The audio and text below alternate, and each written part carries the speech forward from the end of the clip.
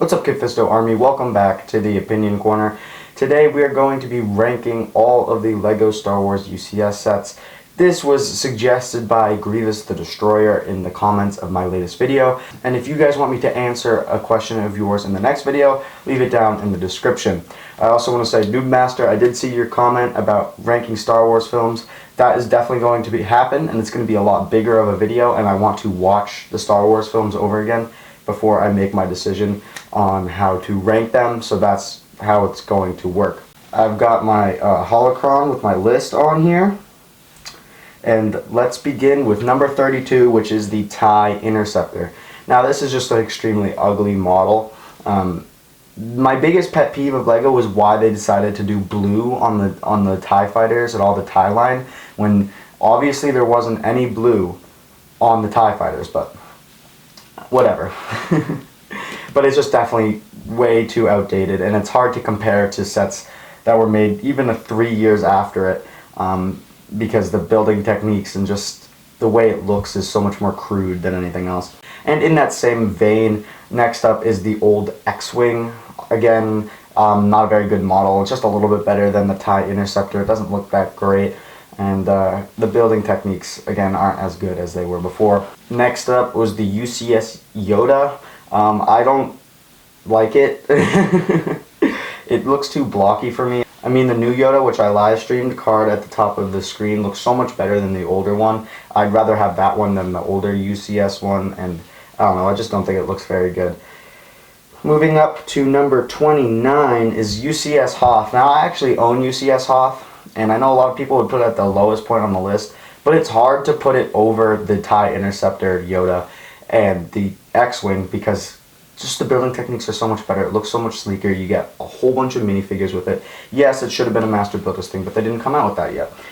So that's why it's lower on my list. I can't compare it to any of the new ones, but I could definitely say it's better than those previous ones. And on my notes here, I made a big line, which is kind of like a threshold. Now, all of these sets are sets that I'd really like to get. The other ones are like, eh. But I've now ranked these based on how much I want to get them. And coming in at number 28 is going to be the General Grievous. I really like this one, actually. It looks really good, but it's hard for me to put it over other UCS sets. Moving up next is the R2-D2. This is alright. It's just, the only reason why it's over Grievous is because the building looks a little bit better, because it was more recently made, so the building techniques looks better, but I really don't want that. Moving to 26 is going to be the Ewok Village. Again, it should have been Master Builders. Not really anything. I couldn't put it over any of the other ones. That's basically what's going to be. That's basically, I'm going to be saying that a lot, is that I couldn't put it over the others. Moving up to number 25, we have the 2004 Y-Wing. Again, this is a nice set. Again, old though, so I can't put it over other sets.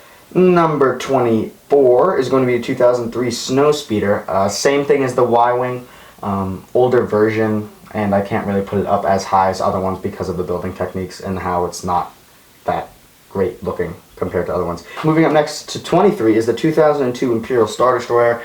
Again, this is in the same vein of the Snowspeeder and the Y-Wing. Newer model, so much better. This one just doesn't look as good because the building techniques weren't there. Moving on to number 22, the Sandcrawler. This is just something I don't really want necessarily. It's definitely cool, and I'm not trying to take away from the model of it because the design is fantastic. But personally, I just would rather have other sets on this list that are further up on this list. Number 21 is the Blockade Runner.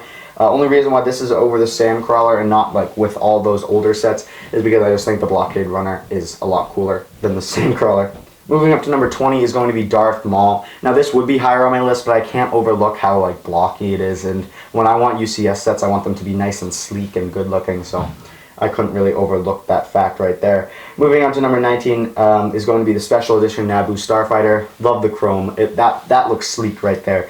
Definitely really awesome set. Very expensive now, but definitely super awesome set. Coming at number 18, Obi-Wan's Jedi Starfighter. I actually own this set myself, and I really enjoy it. I know a lot of people would put it lower on their list, but I enjoy some pretty cool UCS sets, so I like that one. It looks great. Looks nice right next to a Playscale version, and they added a good amount of detail to it, so I like that. Moving on to number 17, it's going to be the Super Star Destroyer. This set is just alright. I mean, the bottom is so flat, It's not very accurate, so I couldn't put it over other things on this list. Coming in at number 16 is going to be the 2019 Star Destroyer. I actually own this set, and I enjoyed it a lot. It definitely looks really awesome, but again, I can't put it over other things on this list. Again, that's going to be a common theme. Coming in at number 15, we have the B-Wing, and it's just an awesome set. I love the Rebel fighter ships. They look awesome. And in that same vein, in number 14 is going to be a 2013 X-Wing.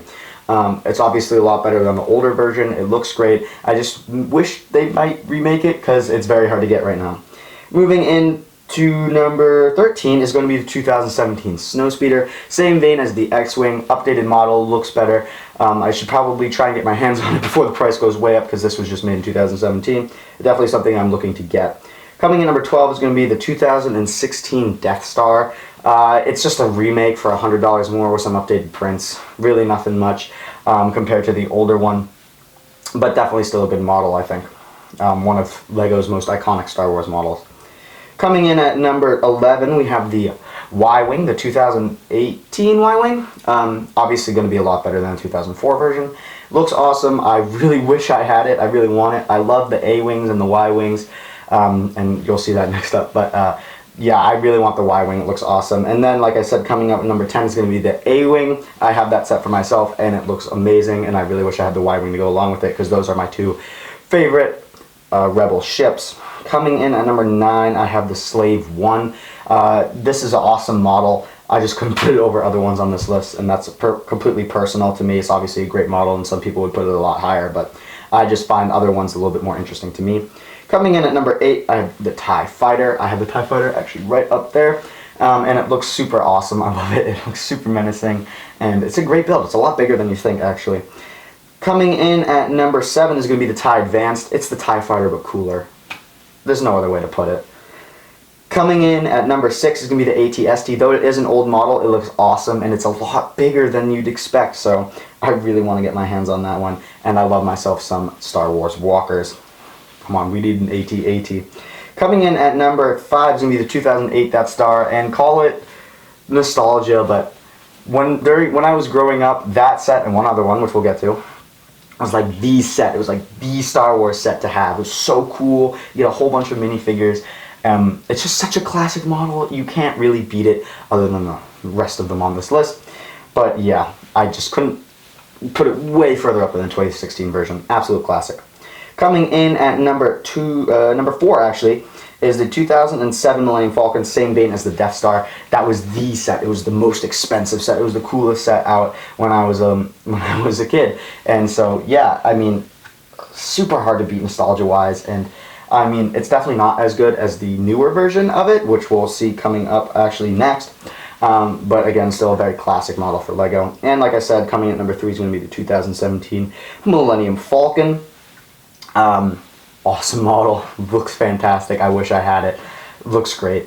Again, most expensive UCS set, most expensive LEGO Star Wars set, I believe. Maybe even possibly LEGO set, I have no idea, because I don't really follow the other themes.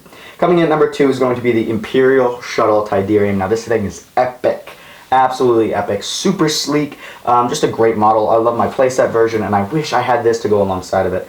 So, coming in at number 1, if you guys have been keeping track, you know what it is, but it's going to be the second Death Star. Come on. You can't get better than that. That is my holy grail. You cannot get better than the second Death Star. It looks great. It is an absolute classic LEGO Star Wars UCS set, and probably one of the most coveted LEGO Star Wars UCS sets. So yeah, that was my list. What do you guys think?